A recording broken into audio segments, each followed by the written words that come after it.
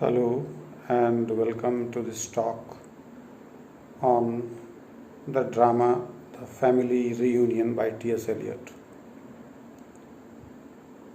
T.S. Eliot, as we all know, was one of the greatest poets of the modern times of English literature. He was born on 26 September 1888 in Missouri, America. Later he moved to England in 1914 at the age of 25 and became British citizen in 1927 at the age of 39. He is famous for his works on poetry like The Waste Land, the love songs of J. Alfred Prufrock, Four Quartet, etc. But he is equally famous for his dramatic works like Murder in the Cathedral, The Family Reunion, etc. The Family Reunion is a drama written mostly in blank verse. It was first published and presented on the stage in 1939. But it was not considered a great success at that time. The dramatist T.S. Eliot himself did not have a very favorable opinion about this drama. But critics are divided over it. In the later years, there were many successful presentations of this drama on the stage, and critics have given favorable opinion regarding different aspects of this play.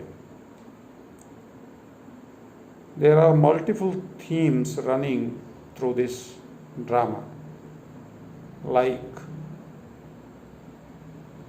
the contrast of times of the past and the present, the struggle of a human being to cling to the time, to keep the time as it is, to not allow the time to slip away from its hands, but in vain. No one is able to capture the time as it is, but it passes.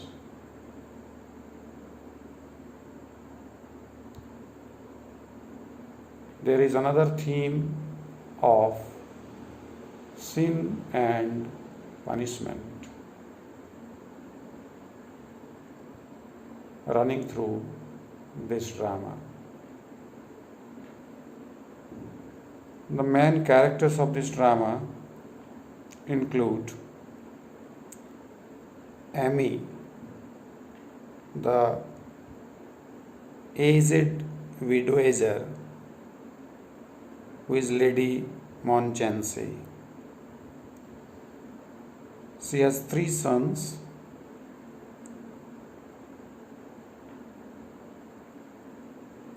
and none of them are on the stage when the drama begins. We are informed that the eldest son, Harry, is to arrive. There is a party scheduled to take place on that day. The scene starts in the drawing room of Lady Monchancy in an imaginary town in North England. The name of the town, as given by the writer, is Wishwood. There,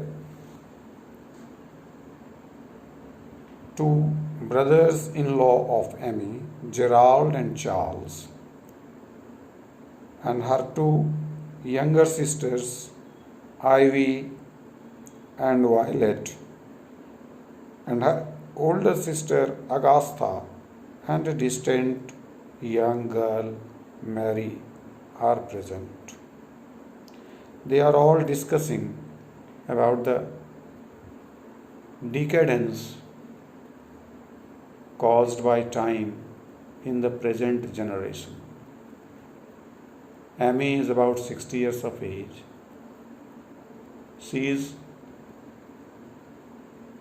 very weak, and as the doctor gives the opinion that she is surviving sheerly on her willpower.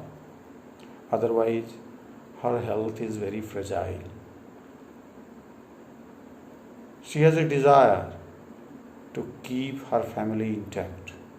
She has a desire to protect her estate, that is the estate of Wishwood.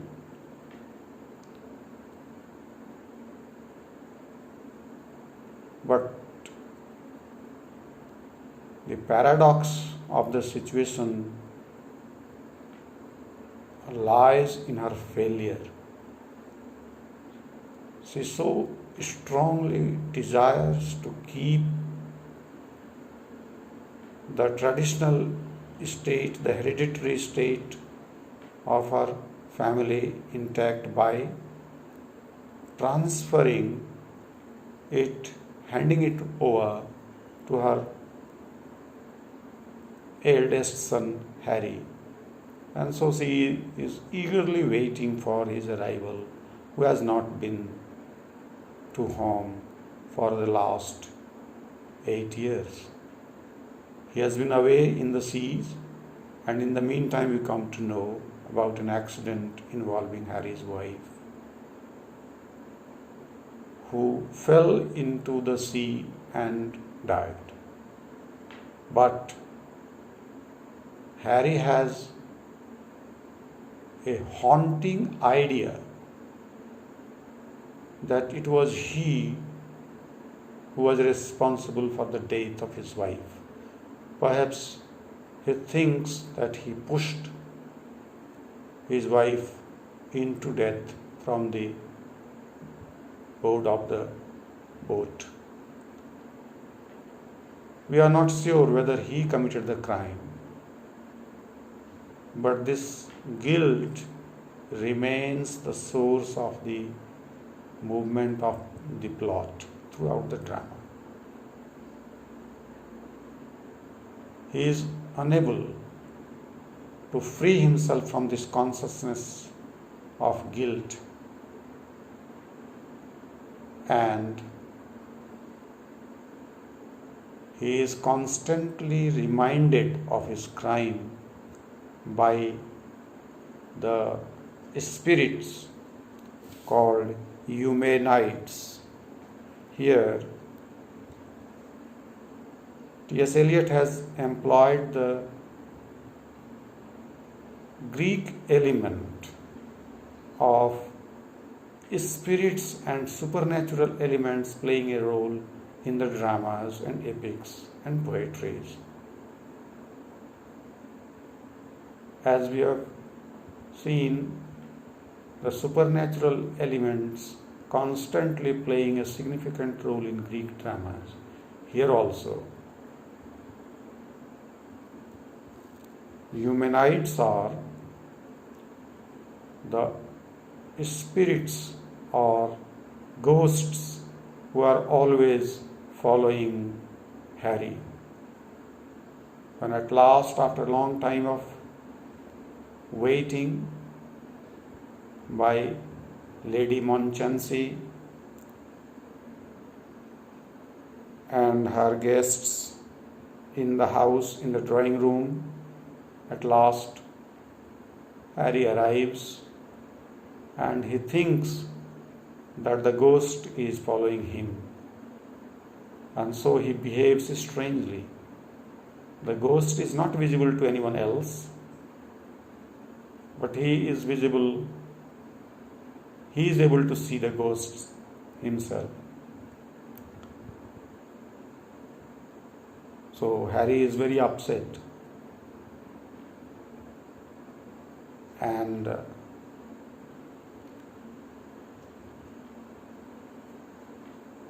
his mother has an idea that the doctor should treat Harry for this type of madness that he is displaying by suffering from this sense of being followed by a spirit.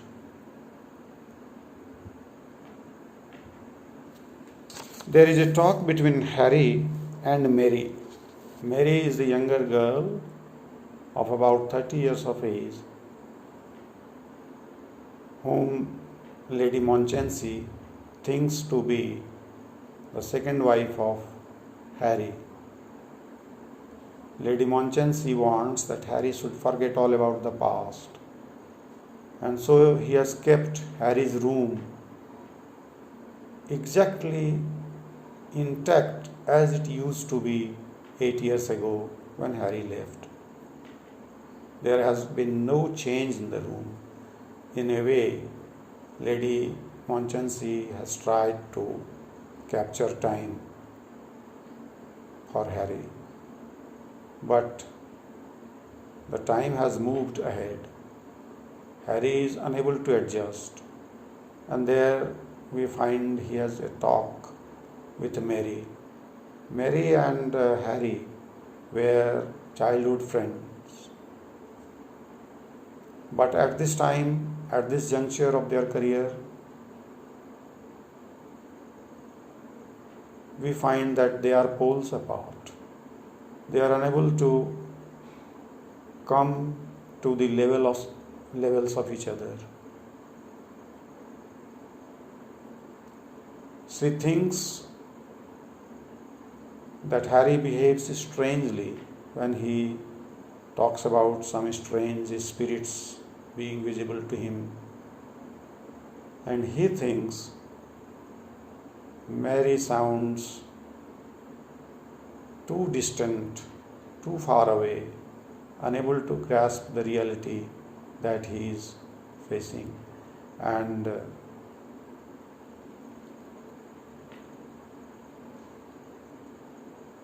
in the end,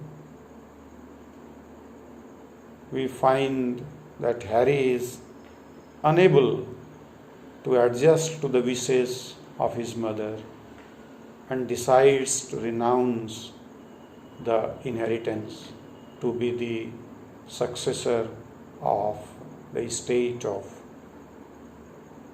Wishwood, and decides to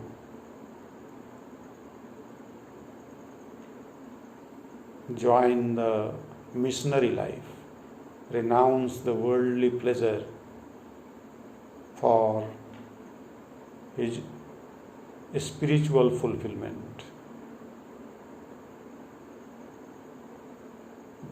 Thus the theme of redemption from his sin has been presented by T.S. Eliot in this play. And the most striking paradox of this play is that it begins with the announcement of the celebration of the birthday, the 60th birthday of Amy, the Lady Monchensi, and finishes with her death. When she comes to know that Harry has no intention of inheriting the property and managing the estate, she is very shocked, and she is unable to bear that shock and dies in that shock. And everyone decides to depart from that place, to leave that place, No one is interested in living that place, as we come across in the very beginning that they are talking about the weather of that place to be very harsh, to be very cold.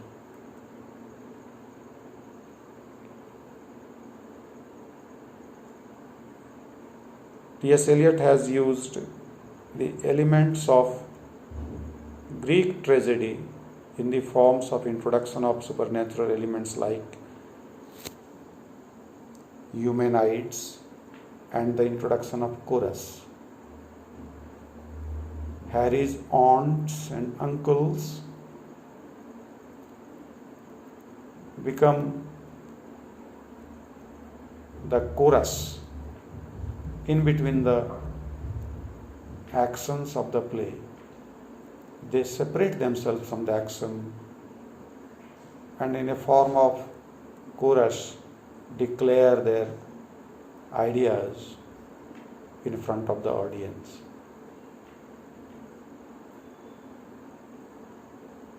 So these two elements impart some classical quality to this play,